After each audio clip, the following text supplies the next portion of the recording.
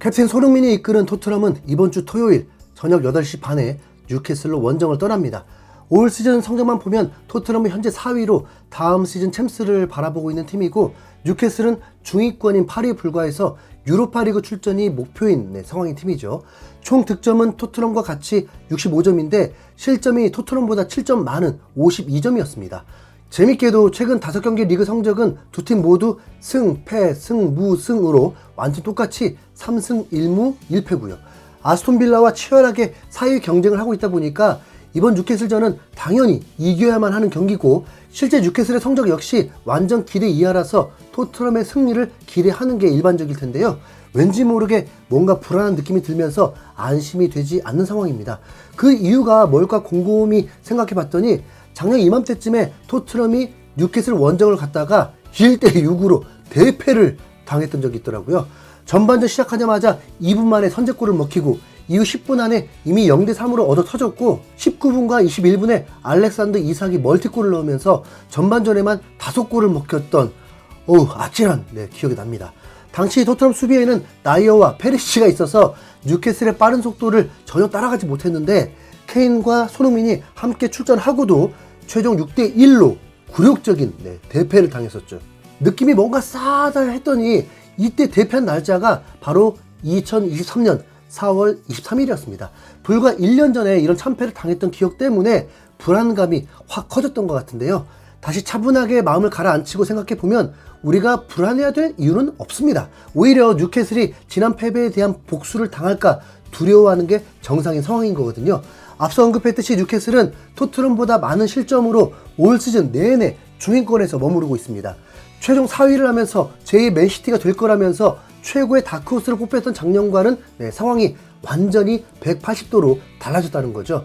지난 시즌 4위를 할 때 뉴캐슬의 강점은 수비로 리그 38경기에서 33실점밖에 허용하지 않으면서 유럽 최강팀인 맨시티와 동률이었습니다. 강력한 미드필더와 수비를 바탕으로 상대팀의 득점을 최대한 허용하지 않았기 때문에 4위로 챔스에 진출할 수 있었던 거고요. 그러나 올 시즌은 이미 52실점으로 아직도 시즌 종료를 7경기나 남겨둔 상황에서 지난 시즌보다 거의 20골을 더 먹혔죠. 이러다가는 실점이 작년에 2배까지 갈 수 있는데, 분명히 뭔가 문제가 생겨도 단단히 생긴 겁니다. 그리고 그 문제는 바로 혹사와 부상입니다. 뉴캐슬은 2021년에 사우디 측에 매각되면서 그때부터 엄청난 원조를 받으며 강등권에 탈출해서 바로 다음 시즌엔 챔스권인 4강에 든 건데요. 그 전에 2016년에는 2부로 강등됐다가 2017년부터 다시 1부 리그로 승격했던 팀입니다. 이후 5시즌 동안은 계속 10위권으로 2021-2022 시즌에는 사우디 투자가 없었다면 또다시 2부 리그로 갈 확률이 높았죠. 그랬던 팀이 난데없이 복권에 당첨된 것처럼 사우디 국부펀드의 오일머니를 제대로 만끽하면서 순식간에 탑4까지 올라갔던 상황입니다.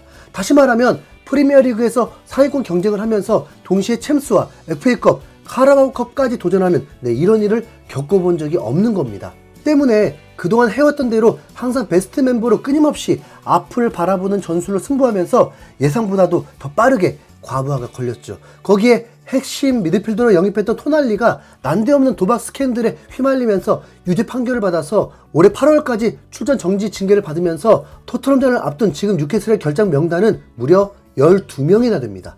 부상자들만으로도 한 팀을 꾸릴 수 있을 정도로 완전히 선수단이 전멸된 상태인데요. 프리미어리그 1군 선수단 인원이 총 25명인데 여기서 12명이 부상이면 50% 육박하니까 정말 간신히 숨만 쉬고 있다고 봐야죠. 게다가 부상을 당한 선수들이 로테이션 멤버나 후보 유망주 선수들도 아닙니다. 뉴캐슬 입장에서는 어쩔 수 없었던 혹사 때문에 지난 시즌 4위의 주역이었던 핵심 선수들이 상당수 다쳐버린 겁니다. 뉴캐슬의 공격을 이끌었던 알미론과 윌슨은 물론 수비의 핵심인 트리피어와 보트만을 포함해서 수문장 니포프까지 부상을 당했거든요. 여기에 미드필더 조엘링턴과 조일룩 등등 선수단의 절반이 삭제된 현재 뉴캐슬의 상황은 솔직히 토트넘에게 매우 유리합니다. 특히 측면 수비수들이 많이 다쳐서 올 시즌 리그 선발로 2-3경기밖에 뛰지 않은 홀과 크라프트가 출전한 걸로 예상되다 보니까 이번 경기야말로 손흥민이 득점왕 레이스에서 경쟁자들을 따라잡을 절호의 찬스입니다. 겸사겸사 작년에 전반전에만 5골을 먹었던 그 굴욕적인 경기도 복수할 수 있고요. 당장 작년 12월에도 뉴캐슬과의 홈경기에서 4대1로 두드려 팼던 적이 있잖아요.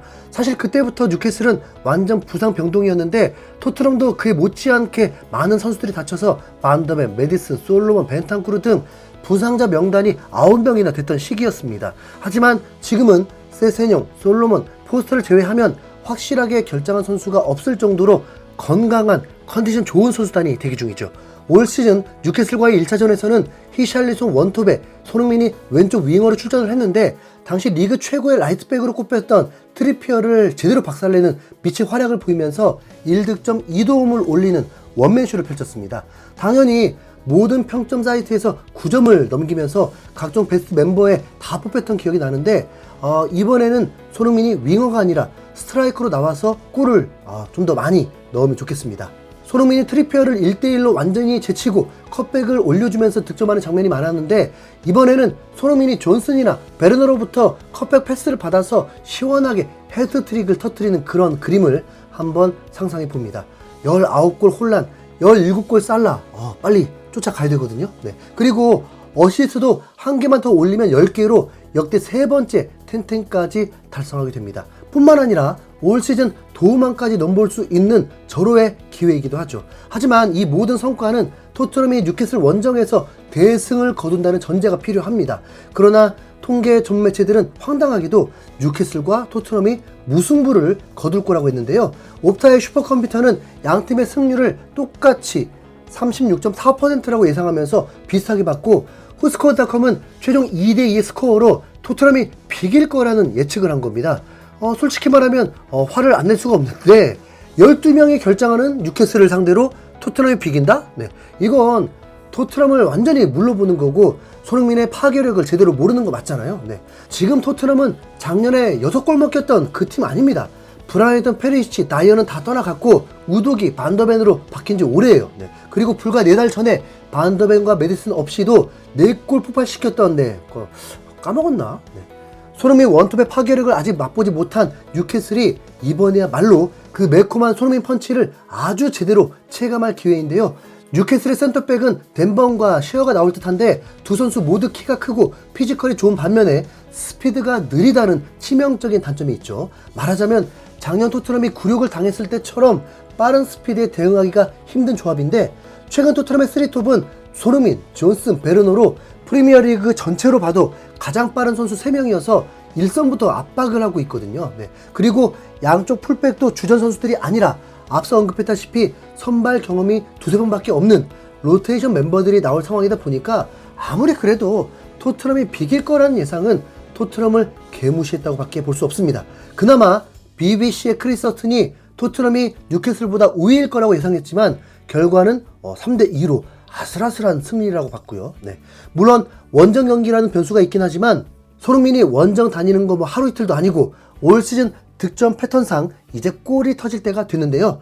저번에는 어시스트로 참 교육을 해줬다면 이번에는 헤트트릭으로 또다시 복습시켜주기를 간절히 응원하도록 하겠습니다. 이상 흰수염고리였습니다. 감사합니다.